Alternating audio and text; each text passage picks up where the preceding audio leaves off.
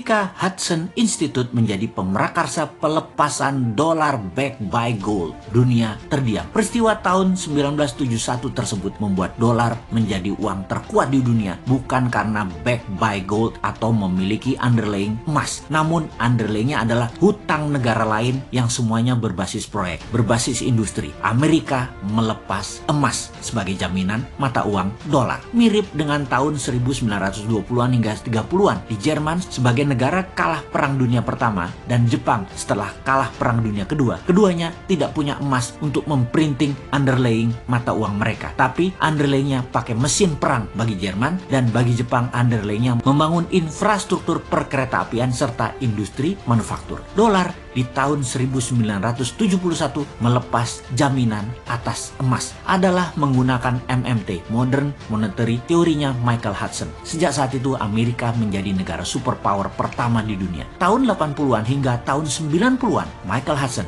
adalah guru besar yang mengajar di kampus di Peking University, di mana hampir semua petinggi politbiro yang saat ini menjabat di Tiongkok adalah murid beliau. Setidaknya mereka semua memahami hal yang sama, yaitu MMT. Sehingga di tahun 1989 pertama kalinya Deng Xiaoping ambil posisi ekonomi dengan mendemokratisasi uang renminbi pakai proyek underlyingnya. MMT dipraktekkan di Tiongkok sejak saat itu. Kedua negara tersebut saat ini menjadi dua negara besar. Yang satu, Amerika, sudah menjadi negara superpower, bahkan dengan kekuatan teknologi, paten, dan free thinking country terbebas di dunia. Amerika belum terkalahkan. Sebagai murid Hudson tidak langsung, karena saya hanya mengikuti buku-bukunya dan belajar dari muridnya Hudson, salah satunya belajar dari Stephanie Kelton, maka sejak 6 tahun yang lalu si Sontoloyo ini menyatakan akan membuat negara Indonesia menjadi negara sejajar dengan dua negara besar tersebut, dan di tahun 2045 akan menjadi negara terkuat di dunia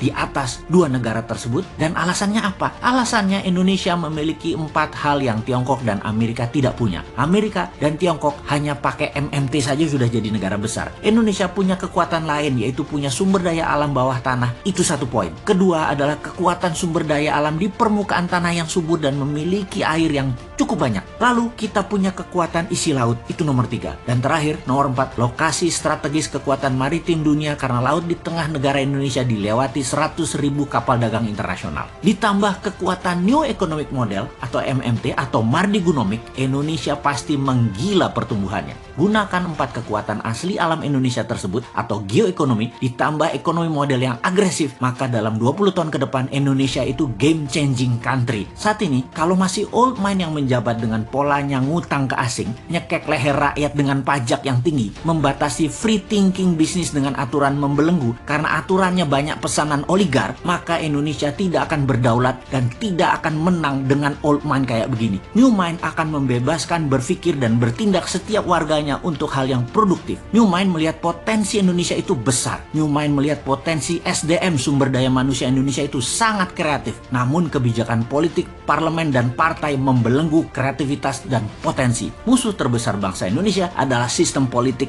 yang membatasi manusia berkompetisi berdasarkan prestasi dan potensi. Harusnya pilihan politik apapun yang diambil silahkan, tapi menjalankannya adalah mereka yang memiliki visi, potensi, dan kemampuan kelas dunia. Jangan sampai yang dekat dengan pejabat yang dipilih, tim pemenangan yang dipilih, yang memodali yang dipilih, buzzer yang dipilih, yang pinter nyenengin dirinya yang dipilih, yang melindungi dirinya dari pejabat agar selamanya berkuasa itu yang dipilih. Itu yang mendapat jabatan. Jangan itulah. Itu nggak ngurusi rakyat namanya, nggak ngurusi negara namanya. Makanya New Mind selalu bertanya, kok tahun 2024 lama bener ya?